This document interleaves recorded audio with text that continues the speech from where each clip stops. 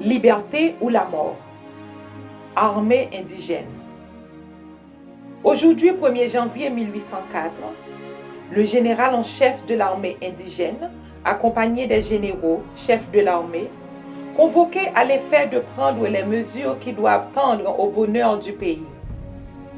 Après avoir fait connaître aux généraux assemblés ses véritables intentions d'assurer à jamais aux indigènes d'Haïti un gouvernement stable, objet de sa plus vive sollicitude, ce qu'il a fait par un discours qui tend à faire connaître aux puissances étrangères la résolution de rendre le pays indépendant et de jouir d'une liberté consacrée par le sang du peuple de cette île.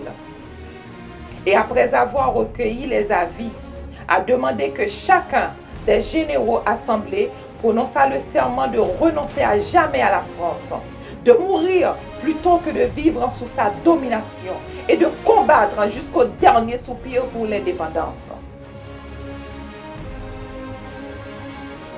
Les généraux, pénétrés de ces principes sacrés, après avoir donné d'une voix unanime leur adhésion au projet bien manifesté d'indépendance, ont tous juré à la postérité, à l'univers entier, de renoncer à jamais à la France et de mourir plutôt que de vivre sous sa domination.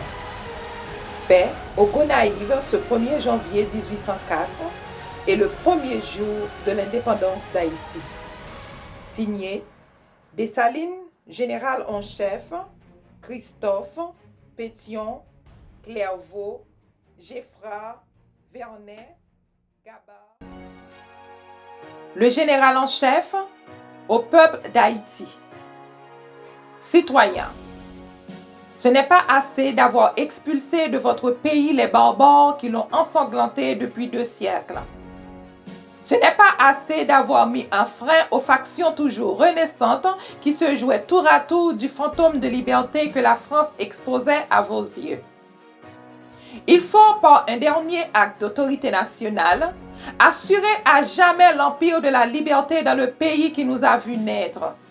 Il faut ravir au gouvernement inhumain qui tient depuis longtemps nos esprits dans la torpeur la plus humiliante. Tout espoir de nous réasservir. Il faut enfin vivre indépendant ou mourir. Indépendance ou la mort. Que ces mots sacrés nous rallient et qu'ils soient le signal des combats et de notre réunion.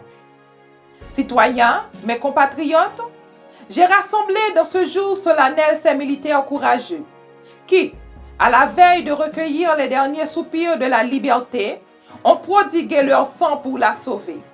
Ces généraux qui ont guidé vos efforts contre la tyrannie n'ont point encore assez fait pour votre bonheur.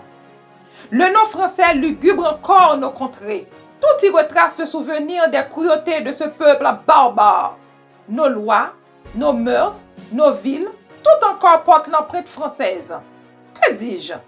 Il existe des Français dans notre île et vous vous croyez libre et indépendant de cette république qui a combattu toutes les nations. Il est vrai, mais qui n'a jamais vaincu celles qui ont voulu être libres. Et quoi? Victimes pendant 14 ans de notre crédulité et de notre indulgence. Vaincus non par des armées françaises, mais par la pipeuse éloquence des proclamations de leurs agents.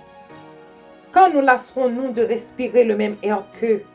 Qu'avons-nous de commun avec ce peuple bourreau? Sa cruauté comparée à notre patience modération, sa couleur à la nôtre, l'étendue des mers qui nous séparent, notre climat vengeur qui nous disent assez qu'ils ne sont pas nos frères, qu'ils ne le deviendront jamais, et que s'ils trouvent un asile parmi nous, ils seront encore les machinateurs de nos troubles et de nos divisions. Citoyens, indigènes, hommes, femmes, filles et enfants, portez vos regards sur toutes les parties de cette île. Cherchez-y, vous vos épouses, vous vos maris, vous vos frères, vous vos sœurs, que dis-je? Cherchez-y vos enfants à la mamelle, que sont-ils devenus? Je frémis de le dire. La proie de ces vautours. Au lieu de ces victimes intéressantes, votre œil consterné n'aperçoit que leurs assassins. que les tigres dégoûtant encore de leur sang, et dont l'affreuse présence vous reproche votre insensibilité et votre coupable lenteur à les venger. Qu'attendez-vous pour apaiser leur manne? Songez que vous avez voulu que vos restes reposassent auprès de ceux de vos pères, quand vous avez chassé la tyrannie. Descendrez-vous dans leur tombe sans les avoir vengés? Non, leurs ossements repousseraient les vôtres. Et vous, hommes précieux, généraux intrépides, qui, insensibles à vos propres malheurs, avez ressuscité la liberté en lui prodiguant tout votre sang. Sachez que vous n'avez rien fait si vous ne donnez aux nations un exemple terrible, mais juste de la vengeance que doit exercer un peuple fier d'avoir recouvré sa liberté et jaloux de la maintenir. Effrayons tous ceux qui oseraient tenter de nous la ravir encore. Commençons par les Français, qu'ils frémissent en abordant nos côtes, sinon par le souvenir des cruautés qu'ils y ont exercées, au moins par la résolution terrible que nous allons prendre de dévouer à la mort quiconque n'est français souillerait de son pied sacrilège le territoire de la liberté. Nous avons osé être libres, osons l'être par nous-mêmes et pour nous-mêmes. Imitons l'enfant qui grandit. Son propre poids brise la lisière qui lui devient inutile et l'entrave dans sa marche. Quel peuple a combattu pour nous? Quel peuple voudrait recueillir les fruits de nos travaux? Et quelle déshonorante absurdité que de vaincre pour être esclave. Esclave? Laissons aux Français cette épithète qualificative. Ils ont vaincu pour cesser d'être libres. Marchons sur d'autres traces. Imitons ces peuples qui, portant leur sollicitude jusque sur l'avenir et appréhendant de laisser à la postérité l'exemple de la lâcheté, ont préféré être exterminés que rayés du nombre des peuples libres. Gardons-nous cependant que l'esprit de prosélytisme ne détruise notre ouvrage. Laissons en paix respirer nos voisins, qu'ils vivent paisiblement sous l'égide des lois qu'ils se sont faites. Et n'allons pas, bout de feu révolutionnaire, nous érigeons en législateurs des Antilles, faire consister notre gloire à troubler le repos des îles qui nous avoisinent. Elles n'ont point, comme celles que nous habitons, été arrosées du sang innocent de leurs habitants. Ils n'ont point de vengeance à exercer contre l'autorité qui les protège. Heureuses de n'avoir jamais connu les fléaux qui nous ont détruits. Elles ne peuvent que faire des vœux pour notre prospérité. Paix à nos voisins, mais anathème aux non-français. Haine éternelle à la France. Voilà notre cri. Indigène d'Haïti, mon heureuse destinée me réservait à être un jour la sentinelle qui dut veiller à la garde de l'idole à laquelle vous sacrifiez. J'ai veillé, combattu, quelquefois seul. Et si j'ai été assez heureux que de remettre en vos mains le dépôt sacré que vous m'avez confié, songez que c'est à vous maintenant à le conserver. En combattant pour votre liberté, j'ai travaillé à mon propre bonheur, avant de la consolider par des lois qui assurent votre libre individualité. Vos chefs que j'assemble ici et moi-même, nous vous devons la dernière preuve de notre dévouement. Généraux et vous chefs, réunis ici près de moi pour le bonheur de notre pays, le jour est arrivé, ce jour qui doit éterniser notre gloire, notre indépendance. S'il pouvait exister parmi nous un cœur tiède, qu'il s'éloigne et tremble de prononcer le serment qui doit nous unir.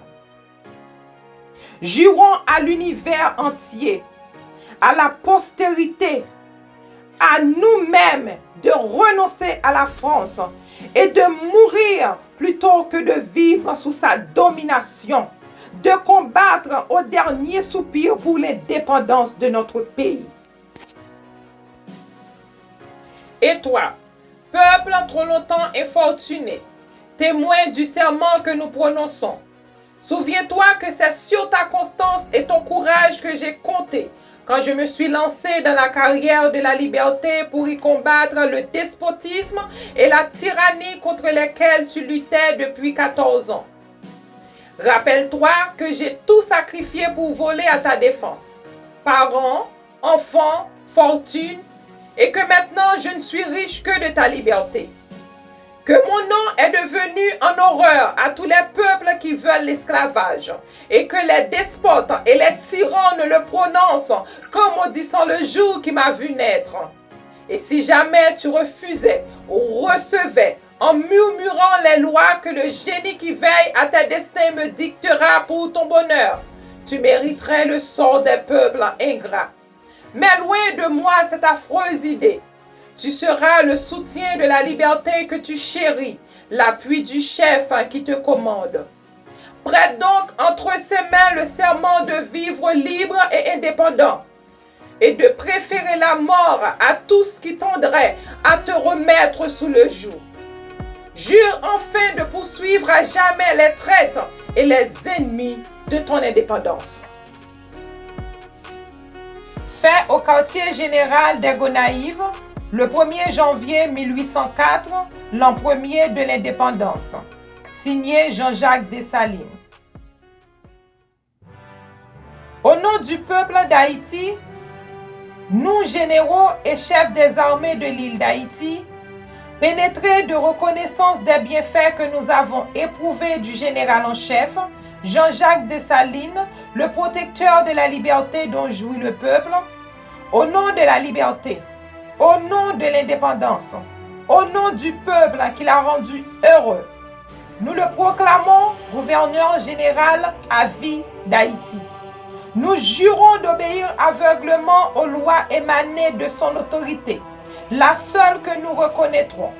Nous lui donnons le droit de faire la paix, la guerre et de nommer son successeur. Fait au quartier général des Gonaïves ce 1er janvier 1804 et le premier jour de l'indépendance.